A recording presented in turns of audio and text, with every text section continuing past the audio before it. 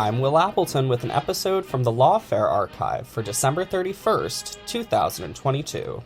Content moderation has been back in the news this month in a big way, with the European Union expressing concern over Twitter's new content moderation practices, or the possibility of lame duck legislative reforms to competition rules among big tech platforms.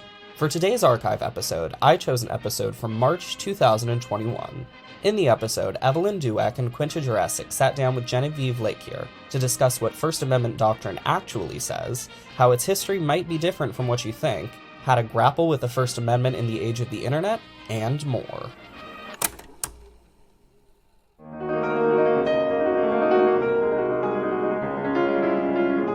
I'm Quinta Jurecic, and this is the Lawfare Podcast, March 11th, 2021. Today, we're bringing you another episode of Arbiters of Truth, the Lawfare Podcast's miniseries on disinformation and misinformation. It's basically impossible to have a conversation about content moderation without someone crying First Amendment at some point. But the cultural conception of the First Amendment doesn't always match the legal conception. To help untangle what the First Amendment is and isn't, Evelyn Douek and I spoke with Genevieve Lakier, an assistant professor at the University of Chicago Law School and First Amendment expert. We got Genevieve to walk us through what First Amendment doctrine actually says, how its history might be quite different from what you think, and what the dynamism of the doctrine over time, and the current composition of the Supreme Court, might suggest about the First Amendment's possible futures for grappling with the internet. It's the Lawfare Podcast, March 11th. Content moderation and the First Amendment for Dummies. So, Genevieve, thank you so much for joining us. We wanted to have you on to basically do content moderation and the First Amendment for Dummies, where you are the First Amendment expert and we are the dummies. And I think that's a really important thing to do because the First Amendment gets thrown around in basically every conversation about this issue, and there's this cultural conception of it, but, you know, it might actually be useful to look at the actual doctrine at some point. So, to start off, how annoying do you find public conversations about the First Amendment as a First Amendment expert? Is there a big gap between like lay conception and expert conception of what the law is here? Yes, well, thank you for having me on because I love talking about the intersection between content moderation and the First Amendment. And I think there is a big gap, but I do not find it annoying. I find it actually really revealing and interesting. So the biggest gap is that ordinary people simply do not believe that the First Amendment is as limited as it is. You know, we are used to thinking of the First Amendment as this really enormously powerful, enormously important guarantee of freedom of speech in the United States, which is in certain respects. But the state action doctrine, particularly as it is understood right now, or, you know, in the last few decades, as it has been understood, say, by the Roberts Court, imposes really significant limits on the reach of the First Amendment that ordinary people, I think, don't understand. And we saw this a lot in the wake of the decision by the social media platforms to kick Trump off Twitter and Facebook and YouTube.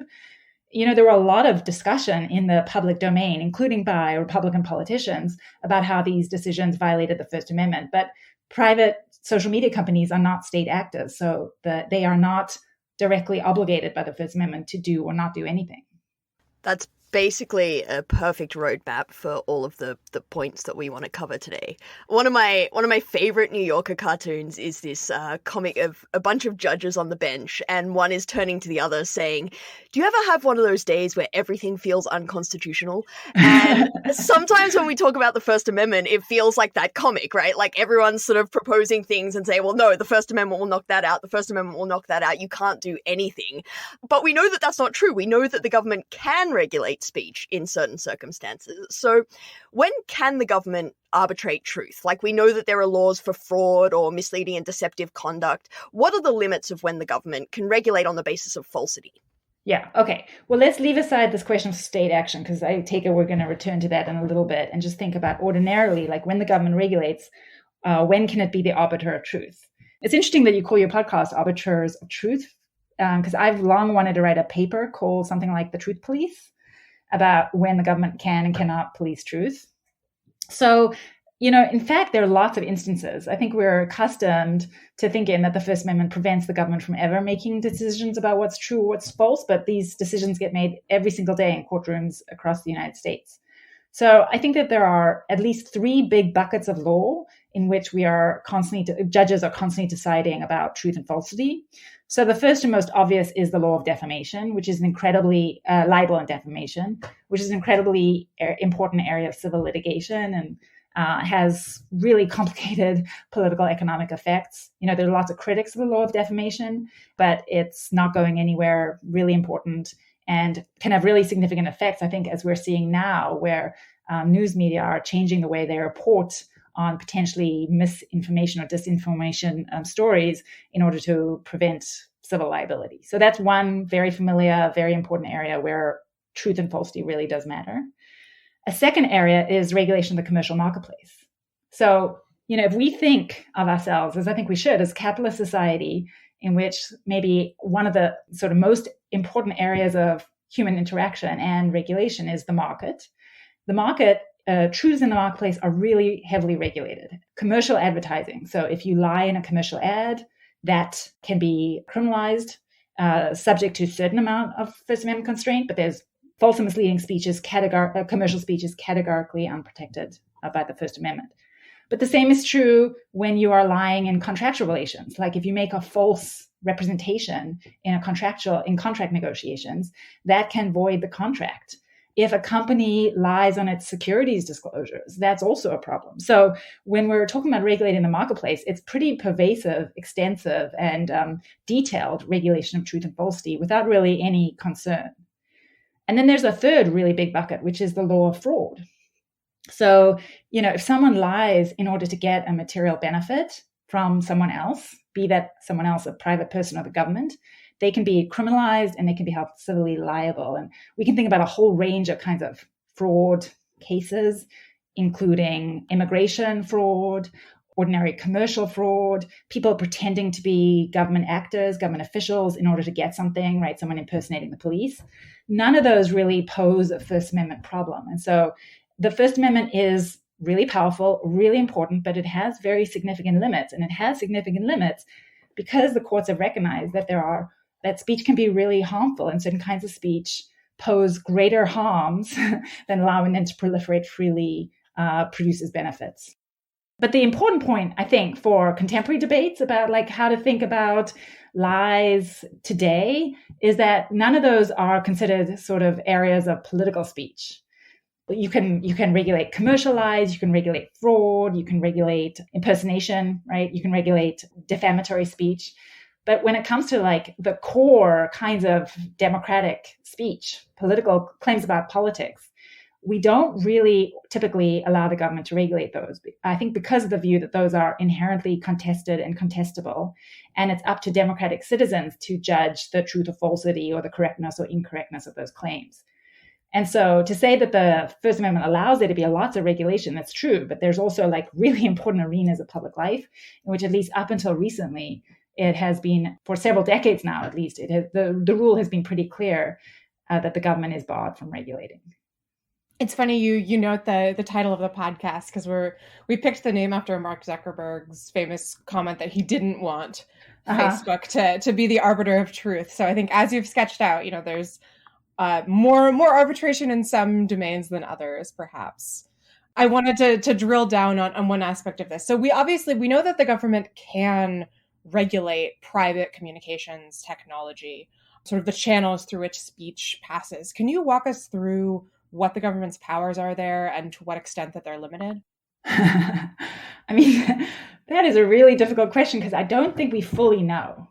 We have a lot of tea leaves when it comes to social media companies, but as technology evolves, it raises all new kinds of problems. So I'm going to just speak generally what we know, but I actually think, and I'm sort of optimistic about this, I think that there's actually a lot of room to move in the doctrine when it comes to the regulation of social media companies. Okay, but ordinarily, the government is allowed to do content neutral regulation pretty easily, so long as it isn't targeting any particular kind of speech based on its content and treating it differently than other kinds of speech. It can regulate communicative practice so long as it has sort of reasonable justification. And so I think that there's a strong argument that it can do kinds of privacy regulation, and maybe it could even do, when we're thinking about communication technologies, it can determine sort of due process rights, perhaps. So long as it's content neutral, it's a pretty differential standard of scrutiny. The government can also regulate, has historically been understood to regulate common carriers pretty extensively. So the way the court has explained this is when there are communication technology companies that their primary job is simply to act as conduits for speech rather than to make editorial decisions about what speech to include and not include. And here we're thinking about telegraph companies and telephone companies, those are the sort of classic communications common carriers. The view is that they're not really acting in the speech marketplace as speakers. They're just conduits. And therefore, they themselves don't really have robust First Amendment rights. The rights that we have to care about is the rights of the speakers, the people who use the technologies. And so when we're talking about common carriers, the restrictions on their own freedom, the regulations that you can impose on them are pretty significant. But what the court has said is when you have communication companies that don't do that, when they make editorial choices about what speech to promote or not promote, or to transmit or not transmit, or even maybe to rank and order, then the First Amendment restrictions on what the government can do become more significant. And then we really, so long as the government can justify them as content neutral regulations of speech, maybe. But if it's going to be interfering with the ability of these companies to make editorial choices for themselves about what speech to transmit or what speech to promote, then things get really much trickier. And it's interesting that you say that you're optimistic about the future development, because, I mean, part of it, I guess, is looking at the history and looking at the way that the law has developed and adjusted over time to new communications technologies. I mean, it's sort of like we and the law have a freak out every time there's a new communications technology. You sent me this great case recently about the telegraph from 1940, where the First Circuit Court of Appeals said speed is the essence of the service, and that it would be totally unreasonable to ask telegraph companies to examine the content of their transmissions for defamation because the intolerable volume of, and hold on to your hats here, 200 million messages annually. And like, for context, Facebook will probably have hosted that many messages by the end of the day, if not the end of this podcast. So given that there is sort of this need, this constant need and adjustment of the law sort of developing to regulate new technologies as they arrive, I mean, is that what you see in the doctrine? I mean, it sort of seems, is that where your optimism comes from? Like, it's inevitable that the law will have to adjust? Maybe. So I have so many different thoughts in response to what you just said. So one is, hell yes. I think people have just such short historical memories. There is such a freak out right now about social media, and we do forget. I just think it's really important to emphasize that every time we've had a novel technology, there has been a kind of collective freak out. And maybe unsurprisingly, and this isn't to say everyone was wrong to freak out. I mean, I think these new communication technologies, they really do raise new, deep social problems. And so it might be appropriate for everyone to get freaked out, but this isn't the first or the last time at this rodeo. And every time we get a new technology or a really important one, it seems like we go through multiple stages. I think of it as like the stages of technological grief, right? Like at first there's this huge optimism about the democratic potential of the medium. And then often in response to that optimism, a sort of very deregulatory posture. And then what happens in the wake of deregulation is some large, powerful private company gobbles up all the resources, and all of a sudden you have a very concentrated market, and then you have maybe bad monopolistic practices. And then there's a freak out about what are we going to do? This democratic potential has been ruined, and how are we going to develop regulatory strategies to handle it? And then in response to that, a slow, often evolutionary effort to try and figure out how to adequately regulate this technology to not destroy it, but at the same time prevent rapacious monopolistic practices. Now, that history, I mean, I just think we should remember that history. I think it's really important to understand that there are a lot of different regulatory approaches that have been adopted over time, and to recognize that there's just many different things we might do if we had the political and institutional will to do it. Our hands are not tied. But on the other hand, that history alone does not give me optimism, because I think one can read the history of communication technologies in America somewhat as a tragedy. I mean, I don't want to say that too much, because of course I really do like there's lots to like about where we are right now. I mean, I think the technological evolution in our mass public sphere and the increasingly low barriers to entry, I think those are all generally really good things. I think we have a really vibrant mass public sphere, and so I can't be too much of a tragedy queen about it. But at the same time, I don't want to minimize the fact that our regulatory responses have often been insufficient and deeply flawed. So, for example, when it came to telephone and telegraph companies, our response was to impose common carrier obligations on these companies, but not really to do that much to limit the concentrated power of the private companies that controlled the wires. I mean, we tried, right? We broke up the baby bells. There was antitrust efforts. But the view, I think, of a lot of scholars is that those were had very limited success. And so we've had really powerful private entities controlling these really important conduits of communication for a long time. And then when we think about radio and television broadcasting, again, people right now look back at the fairness doctrine with fondness, and maybe it's all comparative, maybe compared to complete deregulatory approach that we have now, it was better. But you can think about the fairness doctrine as the regulatory response to a decision by the federal government to really hand over the radio waves to commercial for-profit broadcasters at a time when there were lots of non-commercial university and experimental and local community radio broadcasters who wanted access to the licenses. And we might have had a much more diverse radio and then television broadcast public sphere than we did. But it was because the federal government basically just allowed the commercial for-profit companies to control the airwaves that then they felt obligated to impose obligations on those commercial entities to, allow a variety of different voices. You might think, actually, it'd be way better not to ever have had the fairness doctrine. It's very unclear how effective it actually was at producing really healthy public debate, but just had, underlying much more a diverse, a varied, not fully capitalist or commercial landscape of ownership and control. And so, to say that we have this long history and we have lots of regulatory options doesn't mean that all those regulatory options are the best. And so right now, I'm optimistic insofar as we have reached a point, in part because our strategy towards social media companies, and also I think right now to television as well, because I don't want to just be thinking about social media companies. I think television, I think Fox News is also a huge part of the problem right now in our mass public sphere. I think it's produced a situation where the problems with our current regulatory arrangement are so glaring that there is sort of massive popular resistance to it. And so maybe we think that's really bad, that we got to a stage where things are so messed up that people are really, really angry at Facebook and really angry maybe at Twitter and less angry than they should be maybe at YouTube and at Fox News, but pretty unhappy about the current arrangement.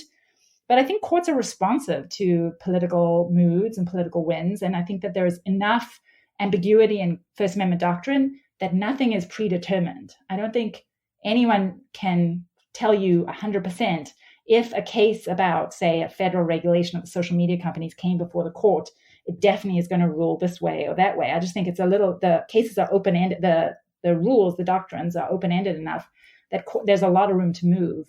And the fact that there is such political concern, popular concern about the concentrated power that companies like Facebook and Twitter have to make decisions about, really core sites of democratic public debate.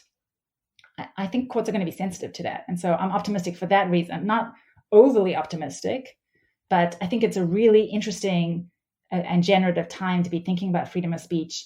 And my only concern is that maybe First Amendment fetishism, the tendency of people to really think that the First Amendment is the first and last word on all these matters, is going to lead those involved in these debates to be less creative and less optimistic than they could be, because they're going to think that the answers are all already there for us, when I don't think they are.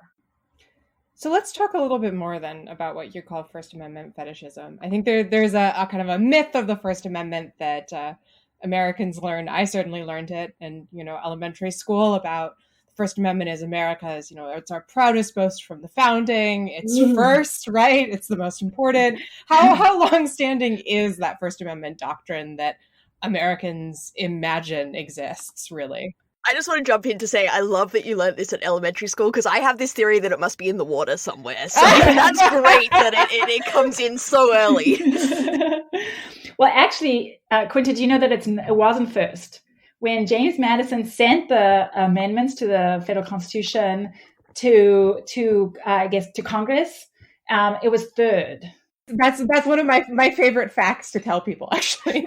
Well, I guess it was to the states to get ratified. There were 2 that were not enacted. So it was never supposed to be first. It wasn't. Yeah, I think it gets way too much credit because it's first and everyone thinks, oh, well, it's first. It must be the best.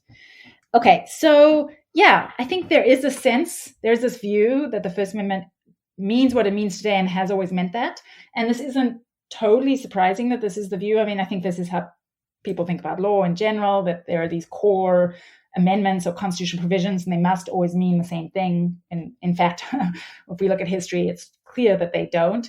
But also the Supreme Court has contributed to this because it keeps insisting. This is like one of the qualitative features, the interesting features about the Roberts Court's First Amendment jurisprudence. And one of the things I have to say I like least about it is that it keeps insisting that its current understanding of the First Amendment is what the First Amendment has always meant.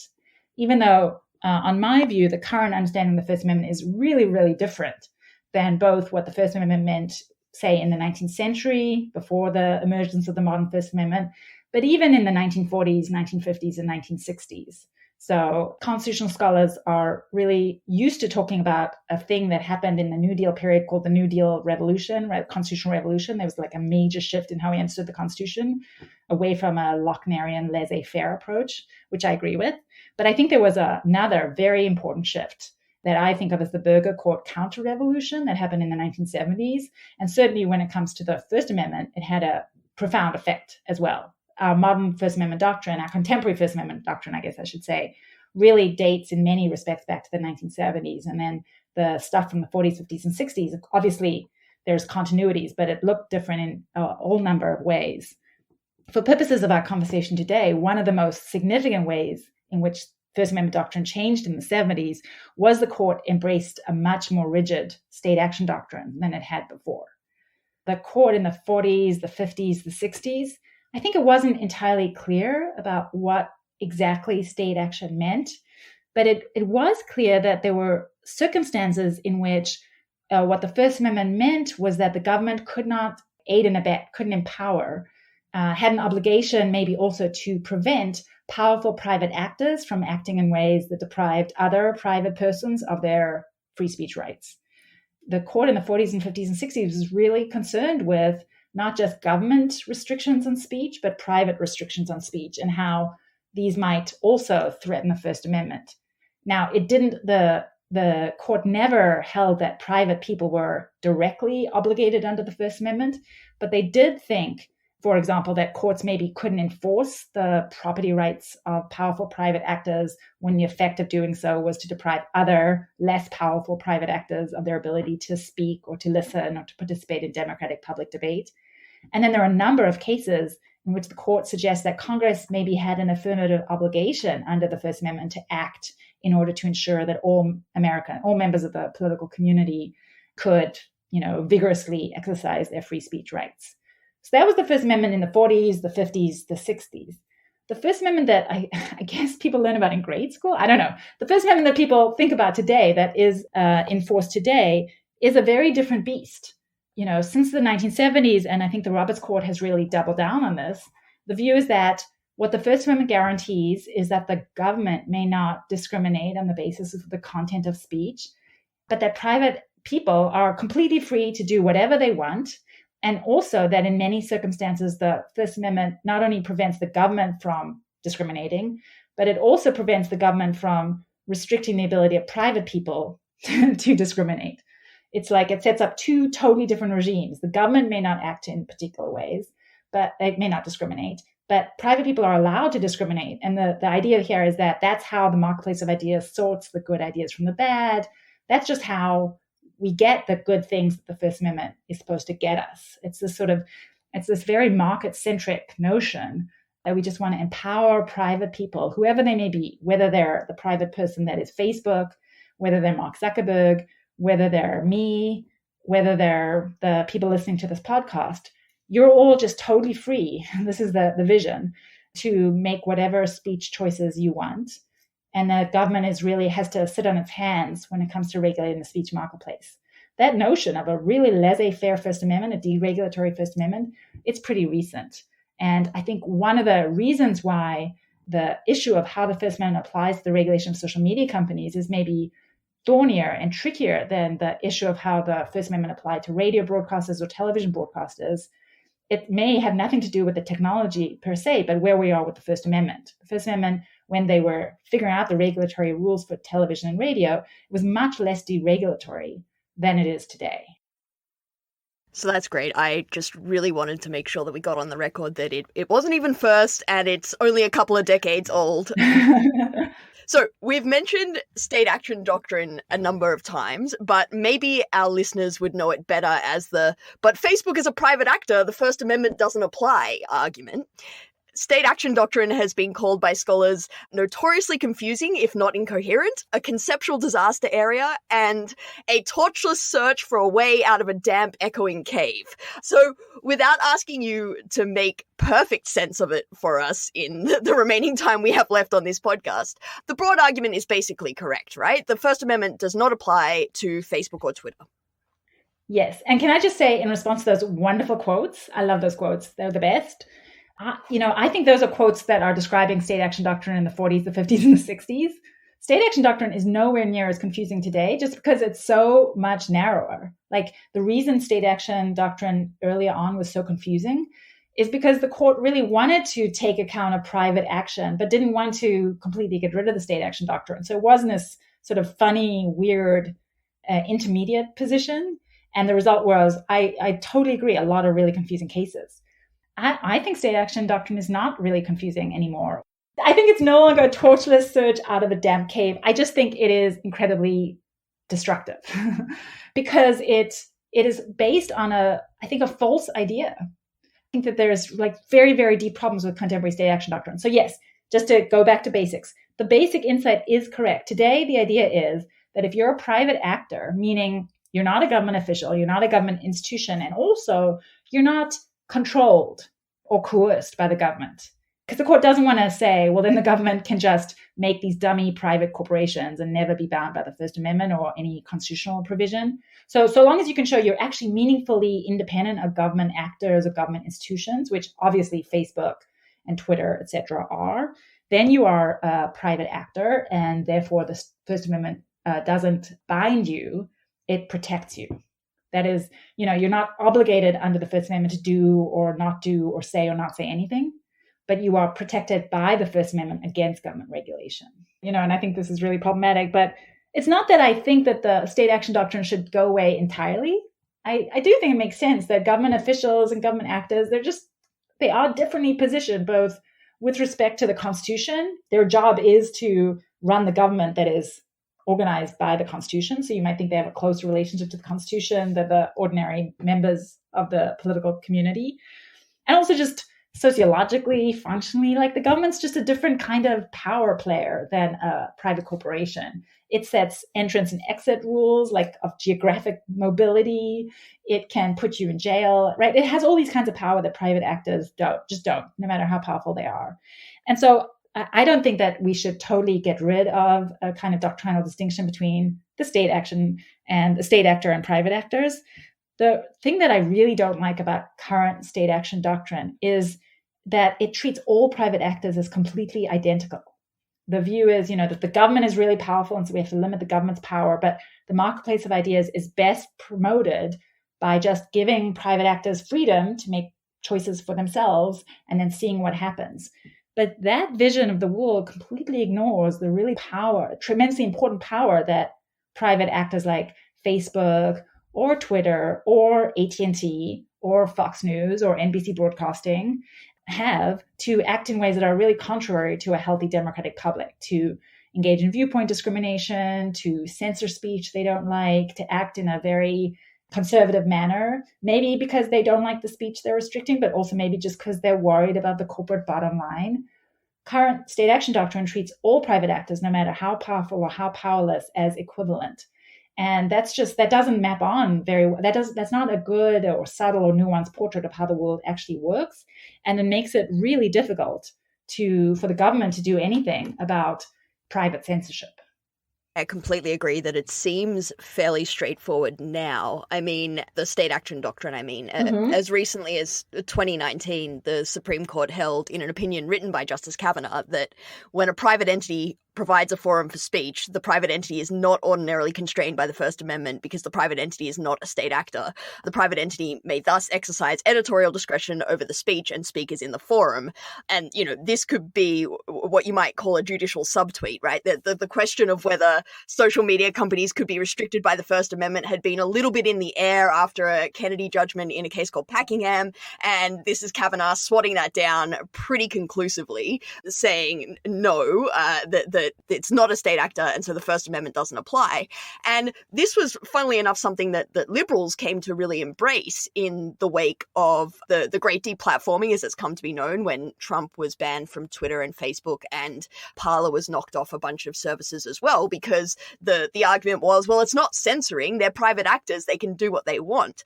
But you've written with some co-authors in Slate and the LPE blog recently about why liberals shouldn't perhaps be so quick to do so, and I sort of completely agree that it suffers from both short-sightedness and short-term memory. So why don't you walk us through a little bit, in a little bit more detail, what your argument is?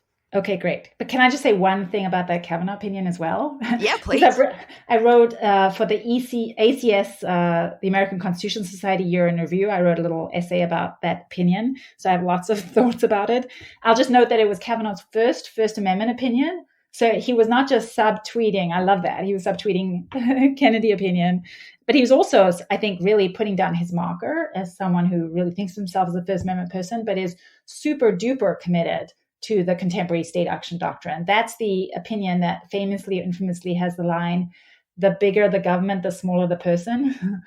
It's a very deregulatory view of the First Amendment, that we really want to just allow the private marketplace to go forth and do whatever it wants. And so if there is cause for pessimism, as opposed to what I was talking about earlier, my optimism, it's that I think that even though the political winds on state action doctrine are shifting and liberals are embracing it and now conservatives are really beginning to have a lot of hesitation about it, on the court, however, there's no indication that there's any desire to back away from the very rigid state action doctrine I was describing earlier. If anything, they're opposite. I think the current court, the sort of Trump court, is going to be more committed to it, and Kavanaugh is going to lead the way. Okay, so why do I think that, what's the argument about why liberals are making a mistake when they embrace a rigid state action doctrine? So I guess there's like two different ways in which I think we can make this argument. One is just sort of philosophical, that, liberals, to the extent that they trace their lineage to progressives, they think of themselves as progressives. And the idea behind progressive movement is that we are worried about economic concentration of power. We're worried about the inordinate power that corporations play in the society. And we think that the rules are stacked against the little guy, and that this is both bad for equality, but also bad for society in general, to have powerful corporations setting the rules. This has been a theme on the left throughout the entire 20th century, but it's a really significant and important part of the discourse of the left today. I mean, think about the revulsion at Citizens United and the real anxiety about corporate power in the 2016 presidential election and the 2020 presidential election. Embracing a strong view of the state action doctrine, as many liberals did, many people did in the wake of the great deplatforming, is simply embracing this idea of corporate power. I mean, that's what it's doing. That's what it's saying, that corporations are the ones who get to make these decisions. And we want to allow the corporations to do it, so long as they exercise this power in the way that we want them to. And, to some degree, this is a reaction against the deregulatory or laissez-faire Supreme Court and First Amendment jurisprudence I've been talking about. The idea here is that, well, the court is going to be so hard to change, but corporations are more sensitive, more receptive to consumer outrage and changing political winds. And so you might think the view is that even if ordinarily we're worried about corporate power, we recognize that maybe corporations are easier to work on than the court. And so we should be happy for corporations to be the ones in charge of making these speech regulating decisions. So I think that must be the underlying calculus. But that's both at a short-term, a medium-term, and a long-term perspective, that seems to me really wrong or problematic. Because, of course, corporations are sensitive to consumer decision-making, but they are for-profit entities. And so ultimately, they're only responsive to this decision-making to the extent it affects their bottom line. The incentive is always going to be to limit what the public can know, or to give it only as much as the public wants to know what corporations are doing. So you get, say, a certain amount of transparency, but no more that is dangerous.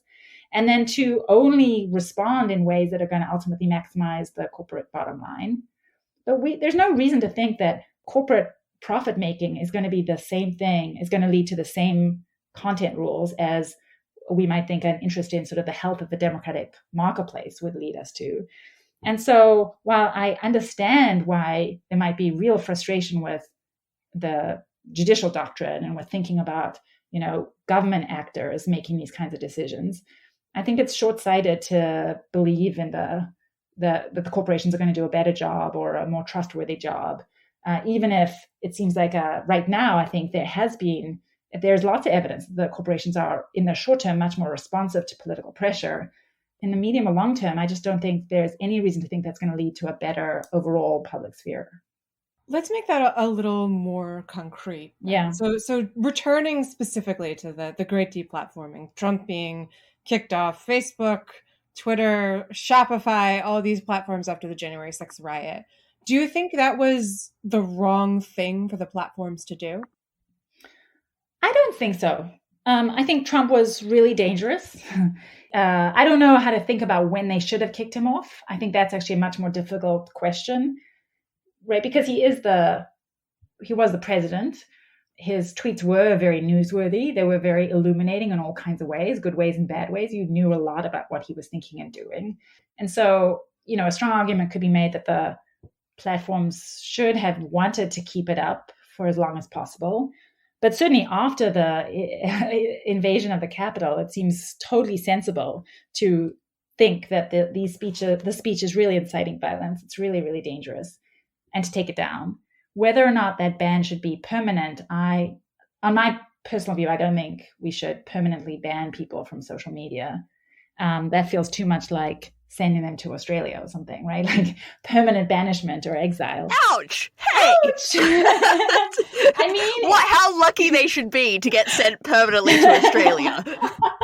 Yes, but we no longer have transport as like an appropriate punishment for crime. They're lucky if they can, afford to go, more power to them. But to be pushed out, to be exiled, maybe we don't think that that's right. And so to be exiled from the digital public sphere, I think that's a pretty heavy penalty. But certainly an indefinite ban and the great deplatforming, I don't have any problem with that decision. But I do have a problem with the, unconstrained power that it reveals the platforms to have. And so I would vastly prefer there to be some democratically accountable, democratic legitimate entity making the rules that the platforms apply when they're making these crucial decisions about who can speak or not speak. Do you disagree? I'm sort of curious. Well, I think I broadly agree with that, but here's the part that I get stuck on, right? The idea that it should be made by more democratically legitimate institutions. Who could object to that? That sounds fantastic. Absolutely. I don't like Mark Zuckerberg making such important decisions by himself, depending on, what he had for breakfast that morning. But when I try and make that concrete, yeah, I struggle to come up with a law that would regulate that situation, except for some very no good, very bad ones. And I don't know where and how we sit that decision-making power. Because, obviously in part the problem was it was a government actor. And so, do you have thoughts about how to make that more concrete? Yes, although they're still early on. Maybe I only have no good, very bad, but maybe I have no good, only slightly bad ideas. So let's see. So first, one of the big problems here is First Amendment incitement doctrine. It becomes really hard to think about this problem, in part because since the late 1960s, the court has said that so long as it's once we think that the First Amendment applies, the government is making these decisions, you can only punish someone for speech because it incites violence, as I think is the sort of the core worry here with Trump's speech, when they both specifically intend to incite violence and violence is likely to occur imminently. So I think with Trump's tweets, we can say there's, a good likelihood that violence was going to occur or is going to occur, so long as there is sufficient sympathy, political support for his position. I think that that's not so hard to establish, maybe, but not so hard. But it's given what he was tweeting, and he's pretty careful, I think, in some ways about his communication. It's not obvious to me that there was specific intent. He can always say, oh, yes, I was just trying to get people to have a peaceful protest, or in the future, I'm just getting people to exercise their rights, their First Amendment rights to protest, the rampant election fraud that I claim happened in the 2020 election or whatever. And so the first stumbling block, and I think maybe part of the reason why people on the left think this is great that the platforms are doing it, is the doctrine itself. Like, how would you even devise a rule that doesn't immediately come into conflict with the First Amendment?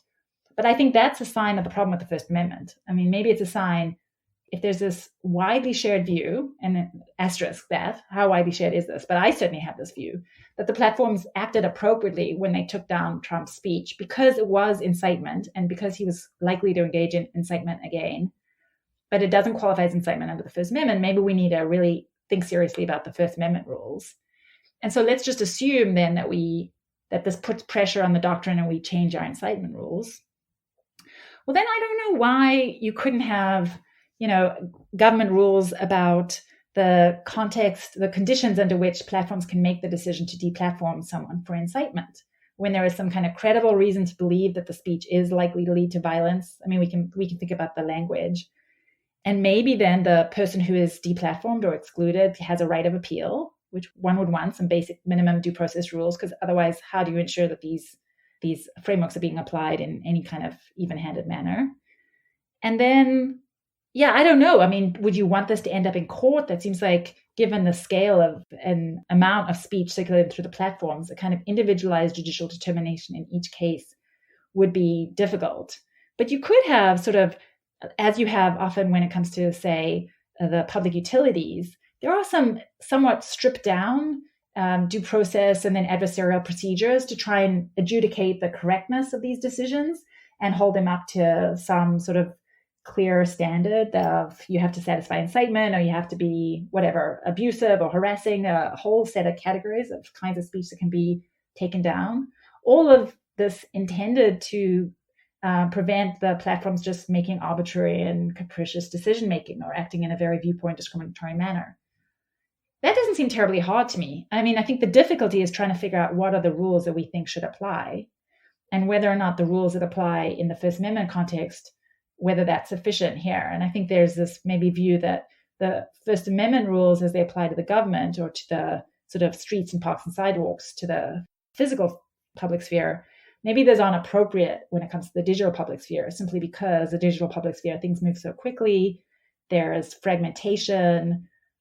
I think there is this view maybe that speech on social media is more dangerous than speech in the real world. And I don't know how to think about that. I think that's actually the sort of really interesting question that people have to grapple with right now. But in terms of just thinking about procedures and how do we get the companies to abide by a set of rules that are supposed to prevent them from being discriminatory or arbitrary, that doesn't seem to me incredibly difficult. Although obviously there is this challenge about just the scale of speech. I mean, Evelyn, when you were saying very bad, no good solutions, what were you thinking of? Well, I mean, there are some very bad, no good laws coming out around the world. Oh, yes. Of saying, private platforms can't kick off government actors ever. So We've seen that in some countries. It was this funny moment after the Great Deplatforming where a bunch of politicians who were not known for their friendliness towards Trump came out and said, oh, no, I think the social media platforms have done the wrong thing, including Angela Merkel. And, it's kind of like first they came for Donald Trump and I said nothing. You could definitely see that sort of going through their minds. And I mean, I guess the other real question that I have is, where do you put the decision-making authority? Like, you could say, well, we adjust incitement doctrine and we have some democratically legitimate institution decide that. My concerns there are first, like, pace. Like, because I think you're right that the courts would be the obvious answer. Like, obviously, we wouldn't want the executive making that decision in this circumstance, and not Congress. But then the courts are slow, and I see Mark sitting in Silicon Valley, and the Capitol riots going on, and I don't particularly, like, I kind of think that there's just going to be forever this category of decisions that either the law can't reach because doctrine restrains the government too much, or the pace of change and the pace of events is too fast for the law to be the appropriate actor, that at the end of the day, somehow this decision-making power is always going to be in the hands of these corporations to a certain extent. And I don't know how you get rid of that. Yeah. Okay, so a bunch of thoughts. So one is, maybe you're right. Maybe there is just this deep, irresolvable problem. And that might be just the problem produced by the fact that we've given over control of these really important mass public spaces to private companies. And maybe then the only response is to develop government-run or public-run alternatives. Ethan Zuckerberg, I think, is working on things along those lines. And so we might imagine that would be an approach. And that is certainly an alternative, a sort of view of how to correct the evils of the current mass public sphere, which is just to find other entities to run these platforms. The problem is really that they're privately owned and run. But I don't know if it's inevitable. I mean, I myself am torn about this question, because I think that there are deep problems with handing over control of our democratic public sphere to private actors. And the fact that the United States has always done it, or since the mid-19th century has done it, and has done it to a much greater extent than other countries. We spend much less on public broadcasting and public media, and we give much more power to private entities. That is a problem. So I'm sympathetic to this deep discomfort with the fact that the private companies, by virtue of the fact that they're the ones who are owning and sort of the first responders, in a way, they're always going to be making really important decisions. But I don't think that means that there's nothing law can do. And again, just looking to history, I think there's at least two different approaches that we might think might be appropriate here. So one is private-public partnership. So in the early New Deal period, sort of in response to the first Gilded Age, I think we're now living through the second Gilded Age, there was an effort to have these sort of quasi-governmental bodies where you would have government actors or representatives from civil society, sort of public interest, public-spirited actors, and then the relevant corporate actors from the markets or the economic sectors that they were regulating come together to devise collective rules of the road. And so you could imagine the same thing here. And then alternative, although this definitely would run into the First Amendment as it's currently understood, is, as some have suggested, a kind of federal agency that is charged with making the kind of very detailed technical regulatory decisions about the rules of the road for social media companies. So we have the NLRB, the National Labor Relations Board, when it comes to labor law, and the NLRB makes really fine-grained determinations about, so just thinking about speech, the speech regulation policies of private employers vis-a-vis unions and workers who are engaged in collective action all the time, and is constantly adjusting and responding to changing political events. And you might imagine something of the same sort here. Now, of course, it is true, just as it is when it comes to labor law, that the private companies are going to be making the first order decisions. They're setting up the rules for their workers.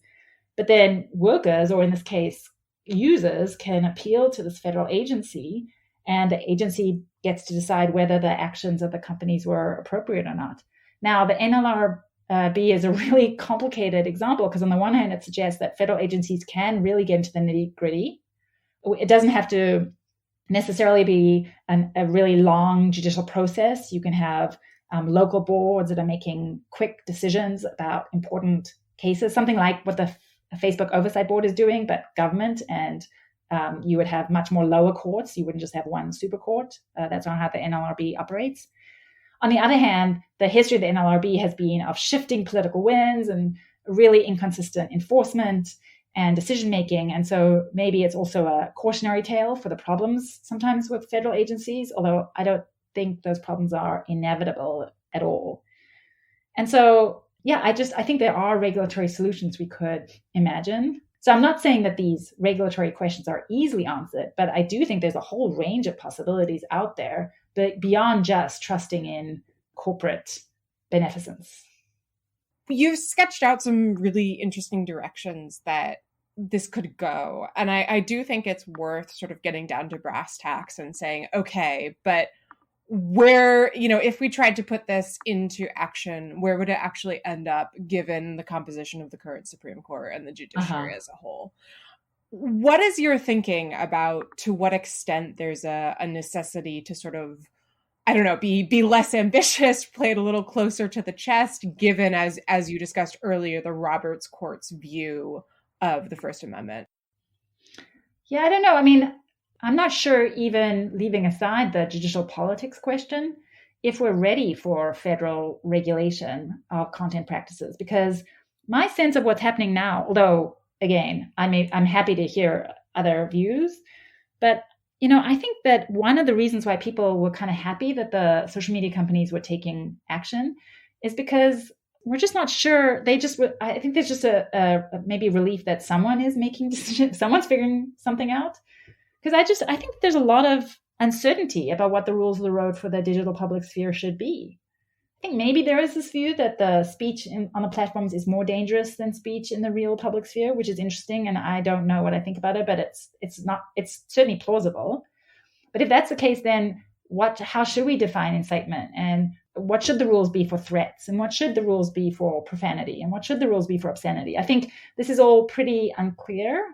And part because we are still really at the early stages of this new era of communication, this new form of communication. And so I don't know if we really would want Congress to act right now, because it's kind of early days. And so my preference would be for there to be some collective, public-facing, transparent body group made up of the platforms, and then maybe definitely representatives from civil society come together and really try and think about what are the ideal rules of the road. I mean, and then maybe concurrently, I think Congress should be enacting content neutral regulations to give users more due process rights and to require more transparency of the platform so that we have the information necessary to try and figure out what's working well and what's not working well, that then this group that I'm imagining can use to try and figure out what are the more specific content rules that should apply to the digital public sphere. And there, yes, as soon as Congress steps in and does anything more than sneeze when it comes to the social media companies, there is going to be a First Amendment challenge. I think if Congress were to enact content-based regulations of the social media companies, they would say to the social media companies, you have to allow this kind of speech, or you may not allow this kind of speech. I think that would be a very difficult form of federal action to defend, given the Roberts Court's understanding of the First Amendment.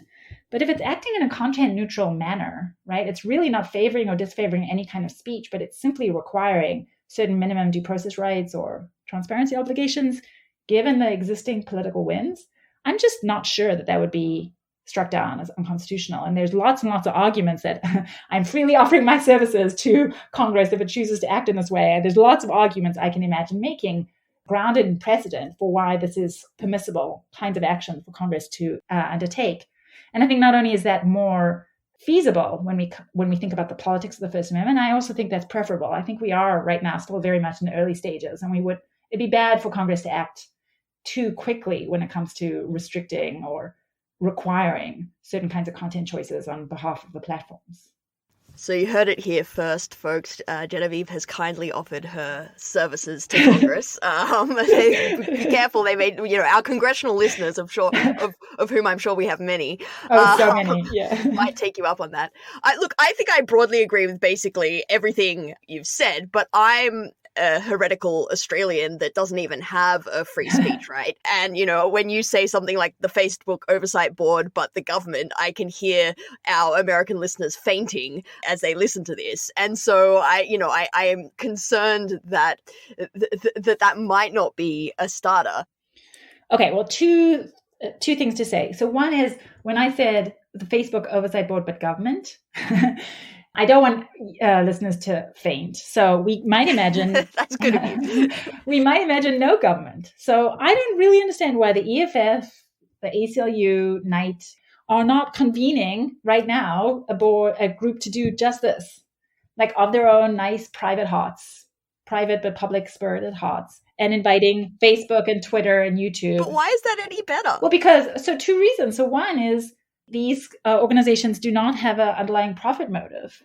And two, presumably, right, if they are inviting all the platforms collectively and subjecting them, forcing everyone in the same room to have a conversation that is transparent and subject to public criticism, surely that's better than it being Facebook making decisions arbitrarily for Facebook, no?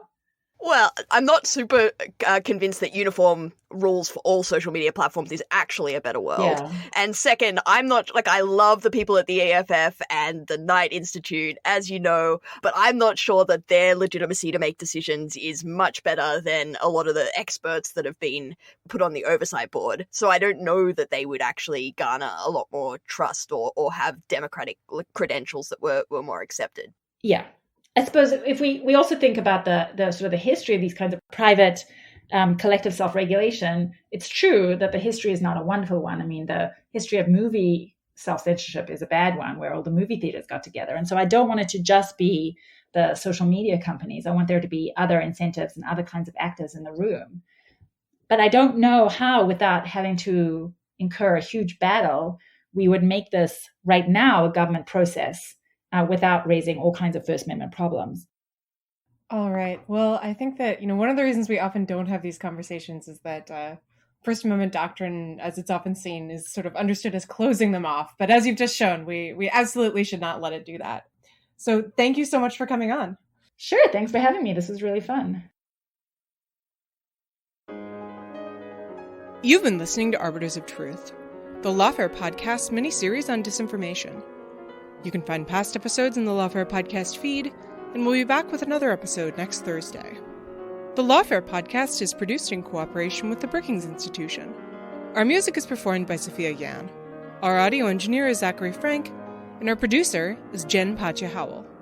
Please rate and review the Lawfare Podcast on whatever app you use. And thanks for listening.